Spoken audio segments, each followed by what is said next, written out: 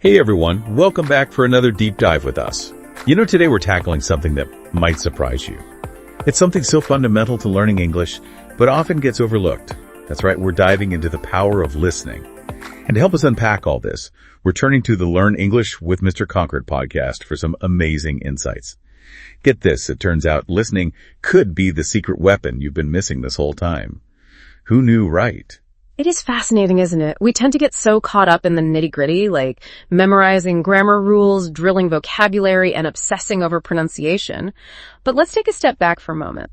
Think about how you learned your very first language. It all began with listening right, just absorbing the sounds and the rhythm of the world around you. Wow, you're totally right. It's so natural we kind of take it for granted. Exactly. And that's especially important when you're tackling a language like English. I mean, let's face it, English has its quirks, to say the least. Silent letters, words that sound identical but have totally different meanings. And don't even get me started on those idioms. Listening helps us untangle it all. So it's not just about understanding individual words. It's about deciphering the whole shebang. The intonation, the rhythm, all those subtle cues that go way beyond the dictionary definition. You hit the nail on the head, and the best part is, this applies to everyone no matter where you are on your English journey, beginner, fluent, or somewhere in between. Consistent listening keeps your skills sharp and your vocabulary fresh. Think of it as a workout for your language brain. Okay, I'm hooked on this brain workout idea. So what's actually going on in our brains when we actively listen to a language? Well, it's way more than just passively absorbing sounds. When you're actively listening, you're processing information, making connections. And you're building mental representations of words and what they mean. This whole process actually stimulates the growth of neural pathways, especially in those areas of the brain that handle language, like Broca's area and Wernicke's area. So the more we listen, the stronger those pathways get. Yeah. And that makes it easier to recall words and use them fluently. You got it. It's like creating a path in a forest. The more you walk it, the easier it becomes to navigate. Same thing with language. The more you expose your brain to the sounds and patterns of English, the more easily it can tap into that information. Mr. Concord used a really clever example to explain how active listening shapes our understanding. He talked about how just by shifting the emphasis on a single word in a sentence, you can completely change the meaning. He used the phrase, "I didn't say you stole my sandwich." Oh, that's a classic example. Just by moving the stress from one word to another, you can express a totally different idea, even though the words themselves haven't changed. And that's exactly why listening is so crucial. It's not just about recognizing words in isolation. It's about grasping how they're used in context, how they're woven together with subtle shifts in intonation and rhythm to create a complete thought. It's like music, and you think about it. The words are like the notes, but it's the rhythm, the melody, that dynamics that truly make the music come alive. That's a brilliant comparison. Just like a musician trains their ear to hear the differences between notes and intervals, a language learner needs to hone their listening skills to pick up on those subtle but essential cues, the ones that carry meaning beyond the words themselves. So we know listening is key, but where do we even start? How do we actually get better at it, especially when English can sound like a jumbled mess sometimes? Well, the good news is there are tons of strategies out there. And what I love about Mr. Concord's approach is that he breaks it down by level. He's got tips for beginners, intermediate learners, and even those who are already pretty comfortable with English. That's super helpful. So for someone who's just starting out their English journey, where does Mr. Concord suggest they begin? He recommends starting with materials specifically designed for learners. Think podcasts made for ESL students or even children's content. These resources usually have slower, clearer pronunciation and simpler vocabulary, which makes it way easier to follow along and grasp the basics. That makes perfect sense. It's about building a strong foundation without getting overwhelmed, right? Exactly. And one technique he highly recommends is called shadowing. It's a pretty simple but super effective way to train both your ear and your tongue at the same time. So you listen to a short audio clip, pause it, and then try to imitate the speaker as closely as you can, mimicking their intonation, rhythm, and pronunciation. Like you're their echo, trying to match their voice perfectly. Precisely. And as you practice this, you'll start picking up on those subtle ways sounds are connected in natural speech. Plus, it strengthens your phonological working memory, which is your brain's ability to hold and process sounds. And that's crucial for both understanding and speaking any language. Awesome. So we've got some solid starting points for beginners. What about those who are a little more experienced, those at the intermediate level? Mr. Cocker's got some great advice for them, too. One thing a lot of learners find helpful is using subtitles while watching movies or TV shows in English. Oh yeah, I totally remember relying on subtitles a lot when I first started watching movies in English. It's a common strategy, and it can be super effective. It helps you connect the spoken word with its written form, which reinforces vocabulary and clarifies sentence structure. But here's the key. Don't become too dependent on them. Challenge yourself to gradually wean yourself off. Start by watching with subtitles, then try turning them off for short periods, and slowly increase the time as your listening comprehension improves. So it's like training wheels for your ears. Uh-huh. You use them for support at first, but eventually you want to ride on your own. That's a fantastic way to put it. And speaking of challenges, another great technique for intermediate learners is active listening with note-taking. This works especially well with podcasts or TED Talks.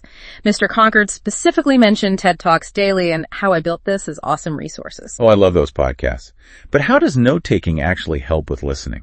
Well, it forces you to really engage with the material. Instead of just passively listening, you're actively identifying key points, summarizing information, and even jotting down new vocabulary words.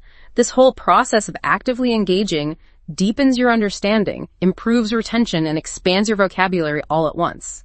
It's like having a conversation with the material, pulling out the most important bits and making them your own. That's a brilliant way to think about it.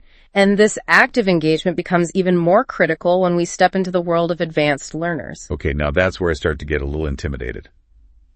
Trying to keep up with native speakers can feel like trying to catch a speeding bullet. I totally get that feeling. But Mr. Concord assures us that it's not about catching every single word. It's about training your ear to understand the overall message, to grasp the main ideas. Even when the speech is fast and uses maybe slang or colloquialisms you're not familiar with. So it's more about developing that instinct for understanding the flow of conversation rather than getting hung up on every little detail. Precisely. And one of the best ways to train that instinct is through immersion. Mr. Concord recommends diving into fast-paced, authentic content. Things like podcasts made for native speakers. He mentioned Radiolab and Stuff You Should Know as good examples. Oh, those are great recommendations. And what's so cool is that there are so many different podcasts out there covering every topic imaginable. You can find something that really interests you and learn without even realizing you're learning. Exactly. And if you're looking for a real challenge, Mr. Concord suggests trying transcription exercises. It might sound a bit daunting, but it's a super powerful technique. Wait, are we talking about transcribing entire podcast episodes? That sounds intense. Not quite. It's more about focusing on short audio clips, maybe a few minutes from a podcast or a news segment. The goal is to write down exactly what you hear, word for word. That sounds incredibly helpful for tuning your ear to the nuances of connected speech. Yeah. Because let's face it, in natural speech, we don't pronounce words in isolation. We blend them together, drop sounds, use contractions. It's a whole different game compared to reading words on a page. You're absolutely right. And by transcribing these clips, you're forced to slow down, to really break down the sounds you're hearing, to grapple with those contractions, and to understand how words are linked together in natural speech. It's like taking a magnifying glass to the language, examining all those little details we might otherwise miss. That's a great way to picture it. And while this might seem like a lot of work, remember that language learning shouldn't feel like a chore. You're so right.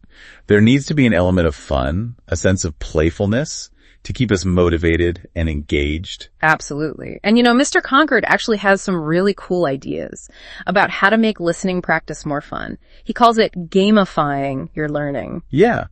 One of his suggestions is the 1-minute challenge, where you listen to like a short audio clip for just 1 minute, then pause it and try to repeat everything you just heard. It's a really fun way to test your memory and see how much you can actually remember. Oh, that's neat. Like a mental workout. You're flexing those memory muscles and trying to capture every detail. Exactly. Another fun activity he suggests is dictation practice. This one involves listening to a song or a podcast snippet and trying to write down the lyrics or the dialogue word for word. It's a great way to really fine-tune your ear for those tricky words that sound alike. Those pesky homophones. And also helps you test your understanding of how words connect in natural speech. Oh, I like that. It combines listening with writing. And there's even a bit of puzzle solving involved as you try to piece together the words. And of course, we can't forget about language learning apps. Mr. Concord is a big fan of using technology to make learning more engaging and interactive. Yeah, he specifically mentioned Duolingo and Pimsleur. Those are great examples. They use game-like elements, rewards, and progress tracking to keep you motivated and make the learning process feel more like a game than a chore. And many of them really focus on listening comprehension, so they offer a structured and engaging way to practice. It's incredible how technology can completely change the way we learn. It's like having a personal language tutor right in your pocket. You got it. So as we wrap up our deep dive into the world of listening, I think the biggest takeaway is that it's not just about passively hearing things. It's an active skill that we can develop and improve with consistent practice. And what's so exciting is that there are so many fun and creative ways to make listening a part of our daily lives. Whether it's through podcasts, music, movies, or even those interactive apps, we can find ways to truly immerse ourselves in the sounds of English and enjoy all the benefits that come with it. Absolutely. And remember, it's all about the journey, not just the destination. So don't get discouraged if you don't understand everything right away. The key is to keep at it, find content you love, and approach it with a sense of curiosity and playfulness. I love that. Embrace the process. Be patient with yourself and celebrate those little wins along the way. Exactly. And one last thought to leave you with. Think about what you love listening to in your own language. What genres, topics, or speakers really grab your attention? Now try to find similar content in English. If you're a big fan of true crime podcasts in your native language, why not explore some true crime podcasts in English? If you're drawn to history documentaries, go for it. That's such a great point. We're way more likely to stick with something if we genuinely enjoy it. So make listening a fun experience, something you look forward to, and watch your English skills flourish. Well said. It's been an awesome deep dive, and I hope everyone listening feels inspired to embrace the power of listening on their own English language journeys. Thanks for joining us on this exploration of listening, and until next time, happy listening.